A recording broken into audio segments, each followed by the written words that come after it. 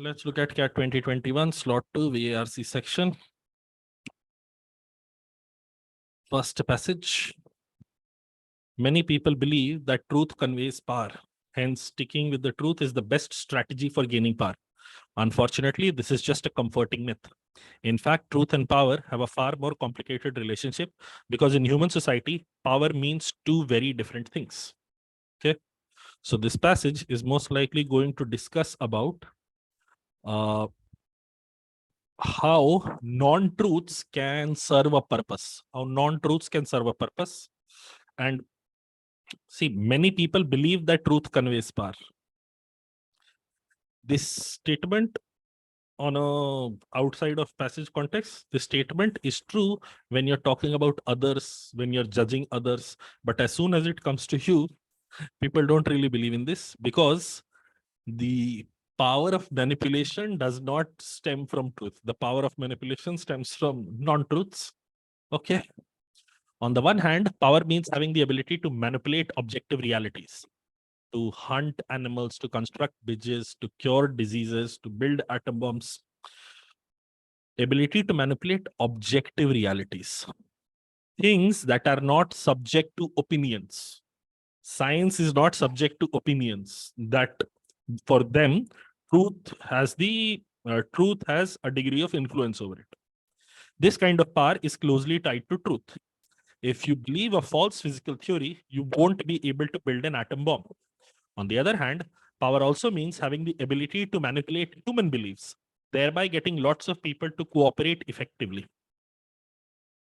See, as soon as we have walked away from the realm of empirical testing, that is when non-truths have some degree of power. So when you come up with the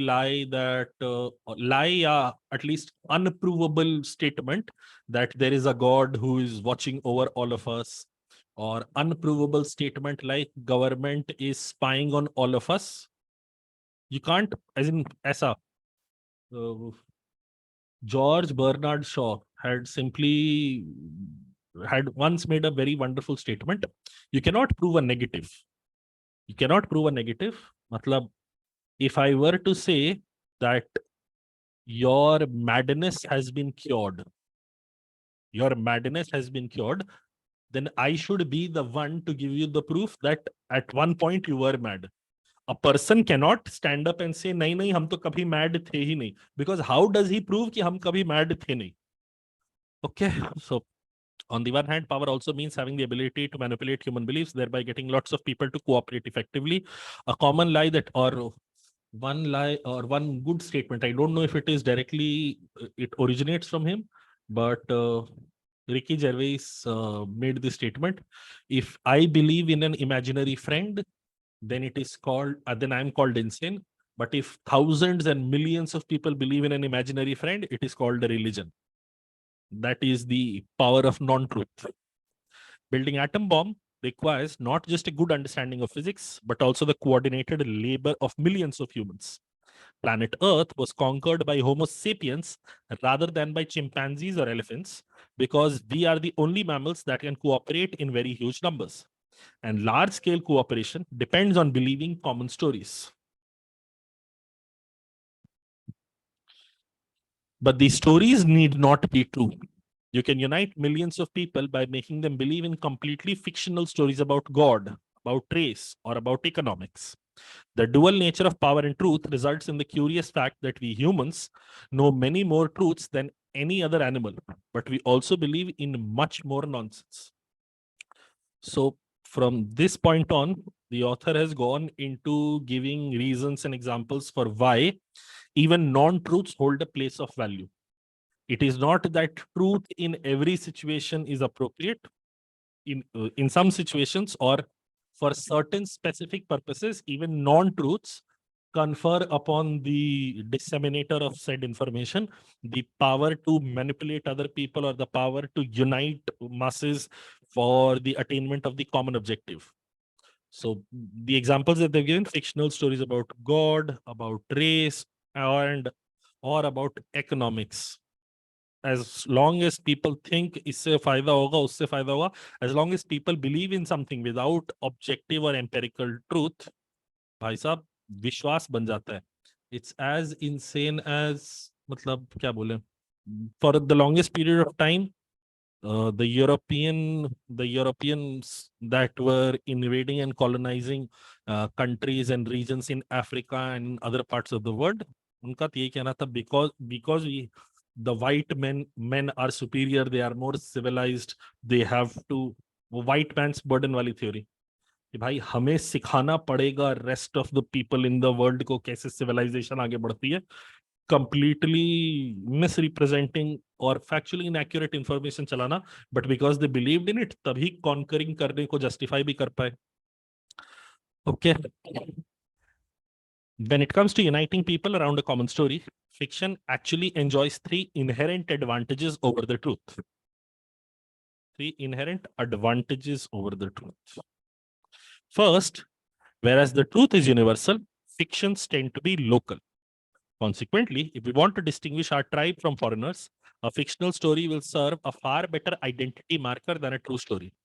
If you are also aware of the fictional story that I am aware of, then okay, we belong to the same group, same tribe, same cult. But if you don't know of the common fictional story, then I can identify, okay, you're not a part of the social circle or you're not a part of my tribe. So that is a good identifying marker. Fiction serves this purpose. Fiction has this advantage over truth. The second huge advantage of fiction over truth has to do with the handicap principle, which says that reliable signals must be costly to the signaler. Otherwise, they can easily be faked by cheaters. And then they go on into an example of political loyalty is signaled by believing a true story. Anyone can fake it. But believing ridiculous and outlandish stories exacts greater cost and is therefore a better signal of loyalty. This you can perhaps understand with the example of chip in the 2000 rupee notes, or when you bang the utensils, then some sound will be produced and coronavirus will go away. These are the outlandish theory examples that I can think of, because those people who were pushing those narratives, those are hardcore BJP fans, because if BJP has said it, there has to be some reason behind it. Master stroke, all those nonsense things would come into play. Okay, next. Third and most important, the truth is often painful and disturbing. Hence, if you stick to unalloyed reality, as in absolute truth, not mixed with something, not tempered with some sort of, not tempered with something else, so that the impact is not as harsh, few people will follow you. An American presidential candidate who tells the American public the truth, the whole truth, and nothing but the truth about American history has 100% guarantee of losing the elections. An uncompromising adherence to the truth is an admirable spiritual practice, but it is not a winning political strategy. Okay. When they start talking of the whole truth and nothing but the truth about American history has 100% guarantee of losing the elections. Again, the external information that I can think of, when Donald Trump ran in 2016, his slogan was "Make America Great Again." And then at that time, because we are from America, America is the greatest country in the world, that emotion, heavy patriotism, nationalism, jingoism, all of that came into play. If you only took a step back and asked these American peoples, when exactly was America great? Was it early in the 1900s when black and women were deprived of voting rights? Was it even earlier when you had slavery? Or was it even earlier when you were under the rule? When the origin of America itself is very shady, because they came to a land and then took over from the native tribes, and by deception, Columbus deceived the native tribes in multiple ways. But then you can't go on to say Columbus was somebody who deceived those people. Columbus is always hailed as a great discoverer who found the lands and made the savages who lived here into civilized human beings, which is a nonsense. Especially statements like or the absurd lie that immigrants are making a country bad. The influx of immigrants into America is the reason why America is not doing so well. The history of America is that it is a nation of immigrants. If at all immigrants were bad, America would not exist in the first place. But now, because we want to squarely focus our hate at one particular community, it is easy to hate on those precise things. And in the Indian context, think of it this way: reservation in educational institutions was supposed to last for a limited amount of time, and the purpose was supposed to be social integration. Now the purpose has turned into vote bank politics. And if somebody said, "Nahi, hum reservation continue karenge because I want to maintain vote bank politics," that person is not winning the election. That person is not winning the election. If you say, "Nahi, it should be phased out, or at least the terms of engagement of reservation should change," that person is not winning the election. Uncompromising adherence to truth is a admirable spiritual practice, but not a winning political strategy. Okay. Even if we need to pay some price for deactivating our rational faculties, the advantages of increased social cohesion are often so big that fictional stories routinely triumph over truth in human history. Okay. Scholars have known this for thousands of years, which is why scholars often had to decide whether they served the truth or social harmony. Should they aim to unite people by making sure everyone believes in the same fiction, or should they let people know the truth even at the price of disunity? An example of this dichotomy or this narrative decision making, which line to go for, could be ascertained from, let's say, the demise of Jawaharlal Nehru. He died of a cardiac arrest caused by syphilis. But because he had a positive image, he was also known as Chacha Nehru, and he was present in textbooks. Now, you could not be writing about sexually transmitted diseases being the cause of demise of one of the more popular leaders at the time. So the story was limited to only cardiac arrest and nothing beyond that. And that is how, at that time, historians, or at least information publishers, information pushers, limited the scope of information. Not, it was an alloyed truth, it was not the complete truth, and therefore a non-truth. Pay attention, I'm not saying falsities, I'm not saying absolute figments of imagination, I'm saying false truths. Even when you withhold some information, it is not truth anymore. Truth is absolute and truth is comprehensive. Okay, let's go to question number 2. No, sorry, question number 1. The central theme of the passage is stories that unite people and those that distinguish groups from each other. The primary focus of the passage is not about stories, it is about truth versus non-truths. So let's see. Attaining social cohesion and propagating objective truth. Between A and B, of course, B is better. Attaining social cohesion through non-truths and propagating objective truths. These are the two ideas that are in battle. Truth and power. The two conflicting or contradicting ideas within the passage is not so much truth and power, although the passage starts from there. The contradicting idea is truth and non-truth, and where are they relevant, where do they have significance. So between B and C, B is better.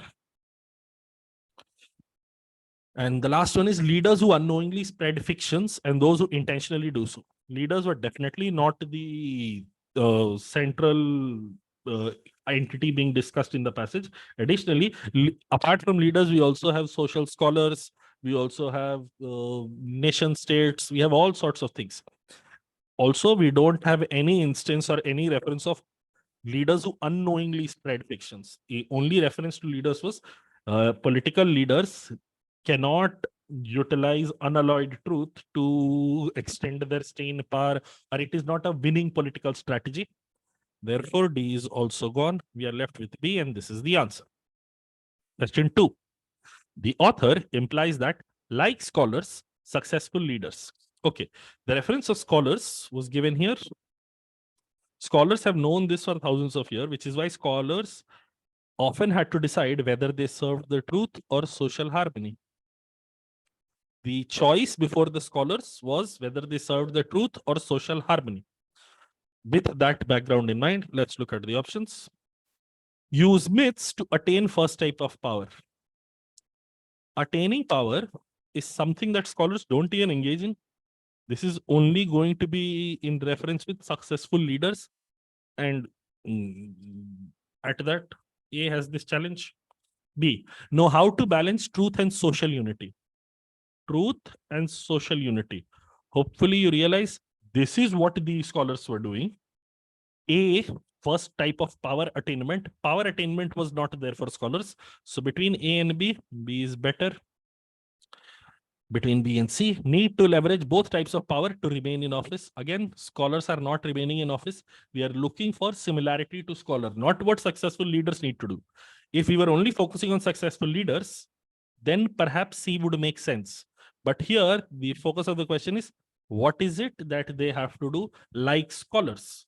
The answer for which between B and C has to be B. We move on to D. The author implies that like scholars, successful leaders today know how to create a social cohesion better than in the past. Their ability of attaining social cohesion has enhanced, has become better over a period of time, is not something that the passage is implying anywhere. Therefore, D goes away from consideration. We are left with B, and that has to be the answer. Question 3. Regarding which one of the following quotes could we argue that the author overemphasizes the importance of fiction?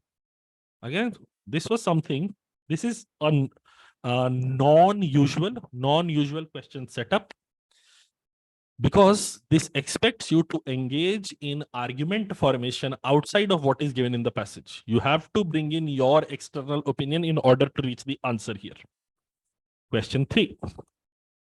So basically he's asking, where do you think it is overemphasis, or the statement being made is not really valid because it is because it is an exaggeration of sorts.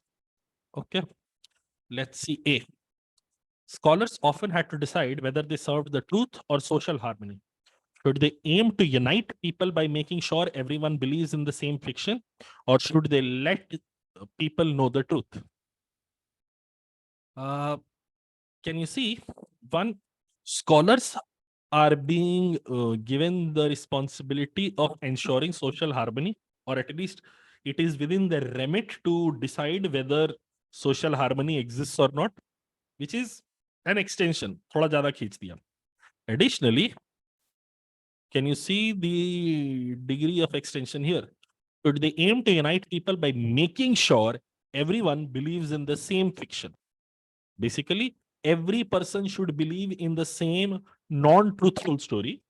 Does not necessarily have to be majority of the people believe in it, or the key players believe in it, or most people believe in it. That is not the statement. Everyone over, as in, this is the degree of extension that we're talking of. Or should they let people know the truth? This is option A. Option B. In fact, truth and power have a far more complicated relationship, because in human society, power means two very different things. Between A and B, of course, A seems like a overemphasis, because scholars have been given a responsibility that you wouldn't usually associate with them. Additionally, even if they have that social responsibility, the responsibility does not extend to, unless you achieve 100% success rate, you are not achieving that objective. If majority of the people believe in a fiction, the social harmony, the social cohesion, unity that we are seeking will be achieved. Which is why between A and B, A seems like an extension, an over extension of the primary idea. B, in fact, is very factual, and within the passage itself, in the next paragraph, we're going on to discuss about what those two different meanings of power are, and therefore this is not an overemphasis.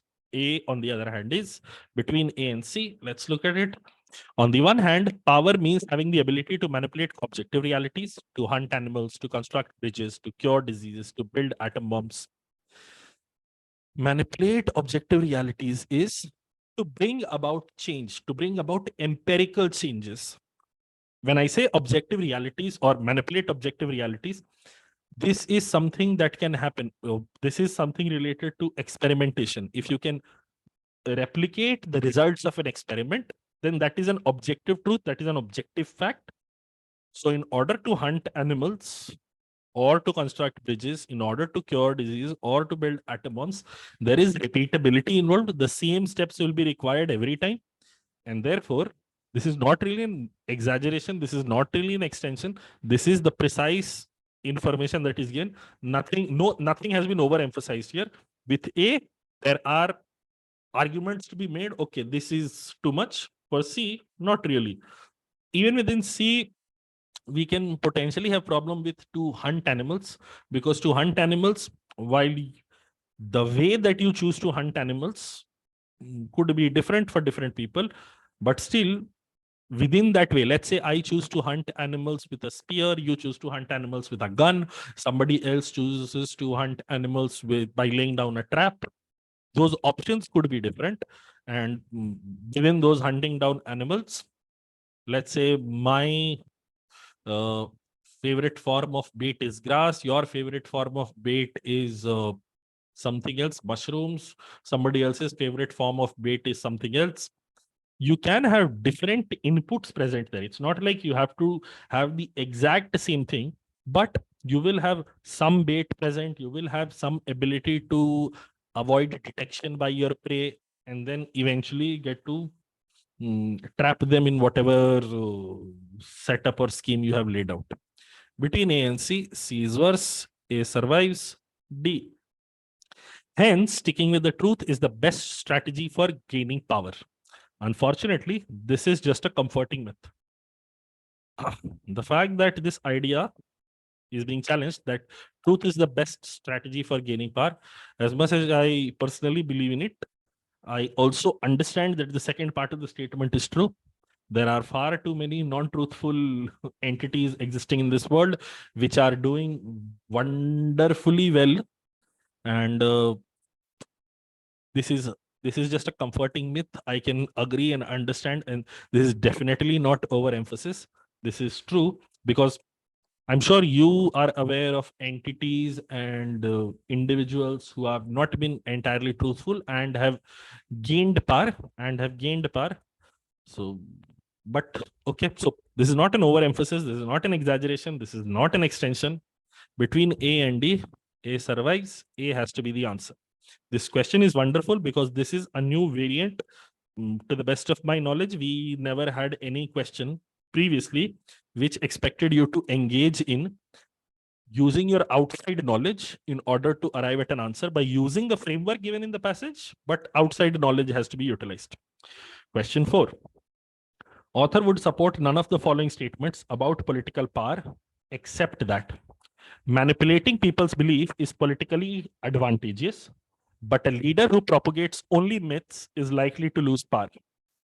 The first part of the option is great because manipulating people's beliefs is politically advantageous. This is what the author does imply, but a leader who propagates only myths is likely to lose power.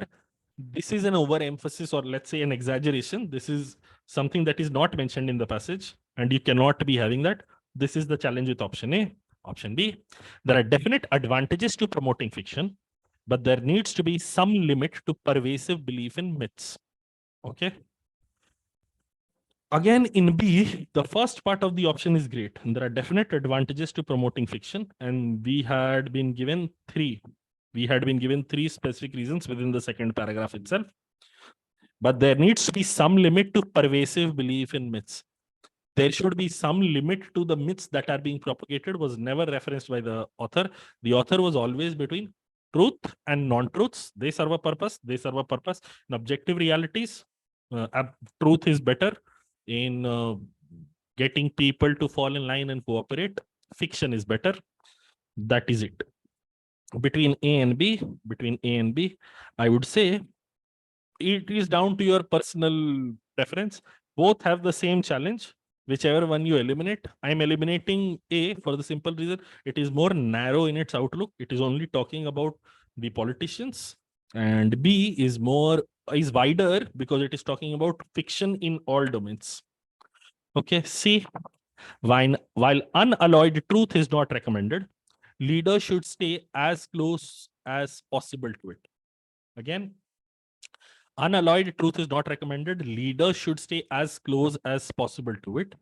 This would mean that truth is having a supremacy, or truth is preferable to non-truths. The author has not implied that anywhere in the passage. Also, option C is limiting our scope to leaders alone. B is more comprehensive, wider in nature. So C goes away. Last D. People cannot handle the unvarnished truths. So leaders retain power by deviating from it. Wonderful. Can you see between A, B, C, and D, there is one major difference. A is giving Gyan, B is giving Gyan, there needs to be some limit. Leader should stay as close as possible to it. But D is giving a factual statement. D is giving factual. Within the passage, the author never went into a Gyan giving mode. ऐसा करना चाहिए, ऐसा करना चाहिए. The author has not gone into that. The author is saying, ऐसा भी होता है, ऐसा भी होता है, ऐसा भी होता है. With that idea in mind, between B and D, D is better. Despite D is also limited to the political leaders alone, but the challenge with D is much bigger than the challenge with D. D is narrower. It is only talking about leaders, but D ke khilaf, you cannot object to D. It is not an untruth. B is an untruth that you cannot infer from the passage. Untruth, when I say untruth, I don't mean a false statement. I mean something that I cannot verify by going back to the passage. Okay, and this will be the end of first passage.